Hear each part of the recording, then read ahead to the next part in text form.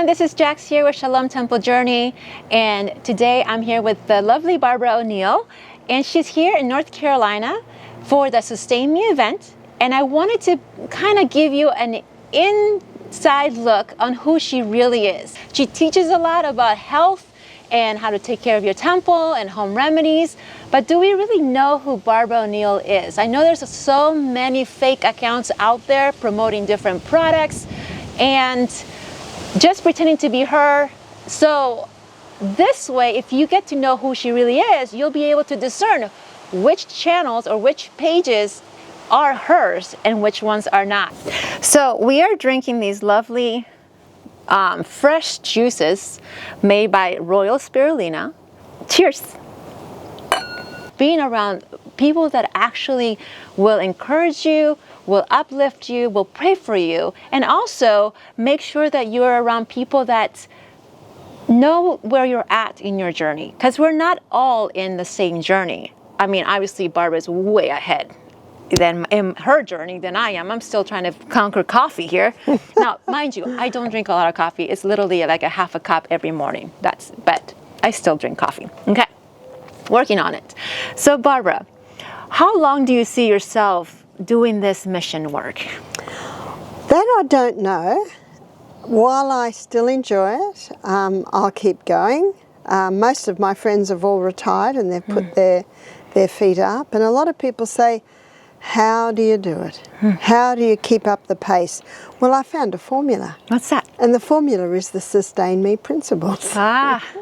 So I make sure I exercise every day. I make sure I go to bed early every night. I'm very fussy in what I eat, and God has been very good to me. He's given me a lady named Jacqueline, who's my personal assistant, and she really looks after me, and also she really lives like me. So we work together very well. People say to me, is she your daughter? I say, almost. Almost.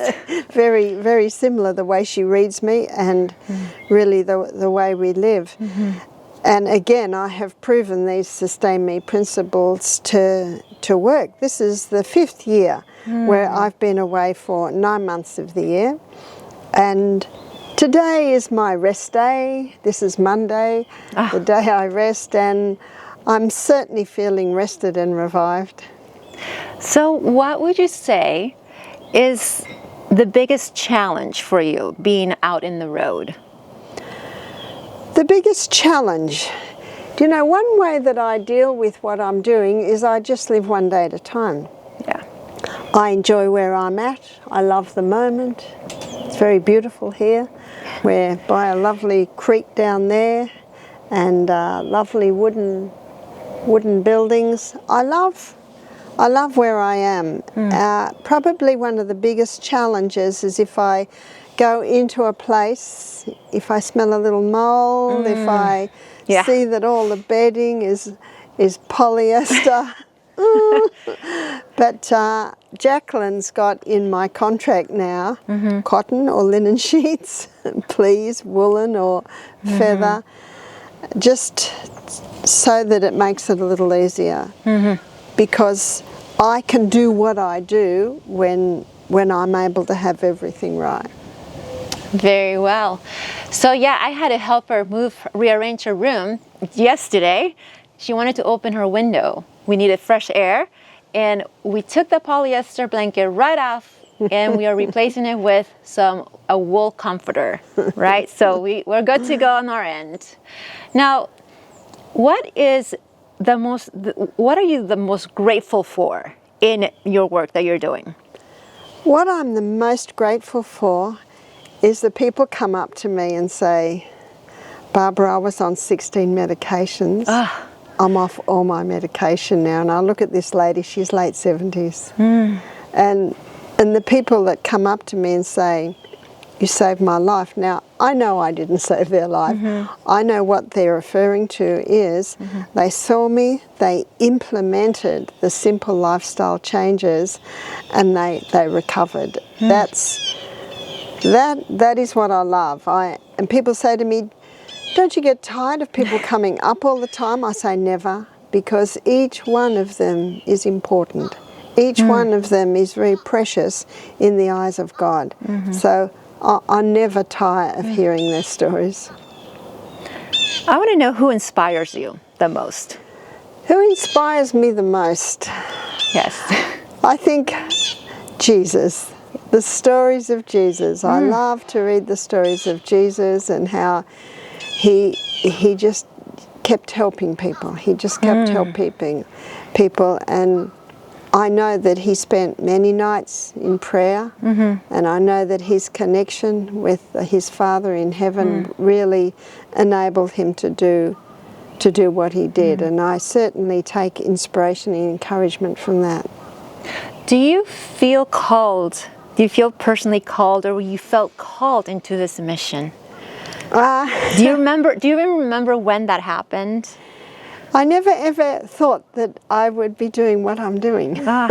And so when Michael said, you know, I want you to be the health director, and I hesitated, but as time went on, I began to see that that God was really calling me there. I've always been very shy, so it was very hard for me at first, but I wanted to do what God wanted. Yeah. And what was interesting is in 2021, when I was in Germany, a lady came to me and she said, Barbara, we're so glad that you were banned in Australia. She said, I'm sorry to say this, but we're so glad because it has freed you to come to us.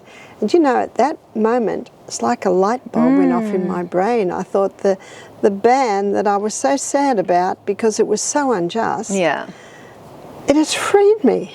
Wow. That God had another plan, and God's plan was that I go worldwide, and it's been a little hard for me to realize that because it just seems too big. Yeah. And that's why I just live one day at a time, and to look at my schedule ahead, it's like, whoa, no, I'm just going to live today. And when we're in the car, I just knit, and I'm knitting little booties for my new great-grandchild, and at the moment I've finished those, and then I'm knitting a little cardigan, a pretty little cardigan for my grandbaby. Her name's Alara Barbara. Oh, that's my last grandbaby, and she's just 5 months old. And I love doing that, and I love knitting, and they all know when they get something knitted for me, there's a few hairs knitted through it, and there's the human touch there where there's a tiny little mistake. But I really just love that, and I love gardening. Okay. I love getting into my flower. I've got flowers and vegetables all entwined in my garden, and I love to cook. In fact, when I'm home, I make Michael an apple pie or a apple strudel every week. He's a wonderful husband. It's a great sacrifice for him to have me away most of the time, but his aim is the same as mine, and our aim is, what does God want us to do? And when you're doing what God wants you to do, you get the seal of God, which is the people come up and say, you've helped me, and I just say, thank you, Father in heaven, that you can use the likes of me. I'm just a little lady from the rainforest, that's all I am. And so anything that you see in me that you think is amazing, it is really the hand of God. Yeah, and then one time you told me that the Father will equip those He ordained. It's true. And I remember, taking that to heart. And I'm like, well, if He's equipping me, I don't need to worry about anything. No, that's all His biddings are His enablings. The other thing I wanted to mention is that, Barbara, you have so many kids. Yeah. And she has a lot of grandchildren. How many grandchildren do you have, and how many children do you have? We've got 8 children and 25 and a half great-grandchildren. Yes, I've just found out number 26 is on the way. Oh my goodness, what a blessing. And 4 great-grandchildren. Great-grandchildren. Oh my goodness. How do you keep track of all of these little ones? Well, I have them all. They're all written in my Bible. Oh, wow. My Bible, my best friend that is always with me. I have it written there, and my grandchildren know I try very hard to keep up with their birthdays. Oh. Sometimes I'm a little late, but I found a wonderful present that they all love, and that is T-shirts. T-shirts from Texas, T-shirts from, Lots of from T-shirts. all over the place, that they love them. As you can see, she is a real person and she has an amazing story. So if you haven't heard her testimony, I actually watched it one random day like many years ago, and that's actually what got me into stepping up my game and started to see clients as a health and wellness guide.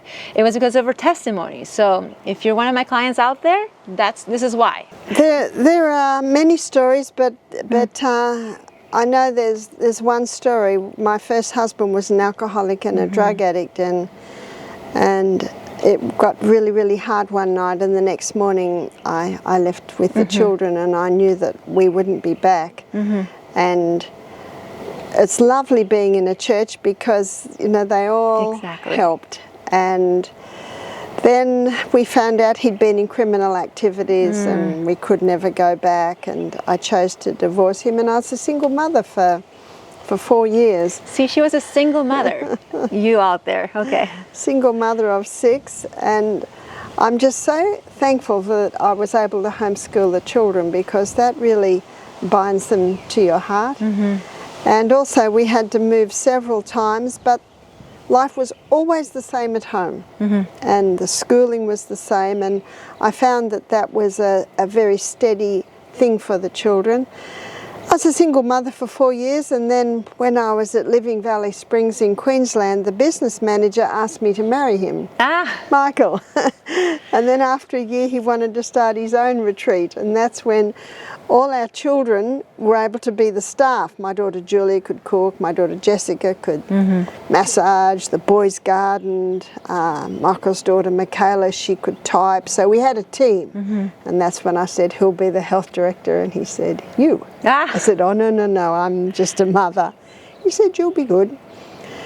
And I'm so glad that the first health retreat there was one guest. I could handle that. I remember that. I was so shy that Michael's not shy. Yeah. That Michael and I'd sit there and he'd start asking me questions, and when he got me talking, he'd slip out of the room. And that's clever. That's really how I started. So last year when I was in Denton and spoke to 2,000 people, I can do that now because I know they're not really interested in me, it's what I've got to say. Yeah.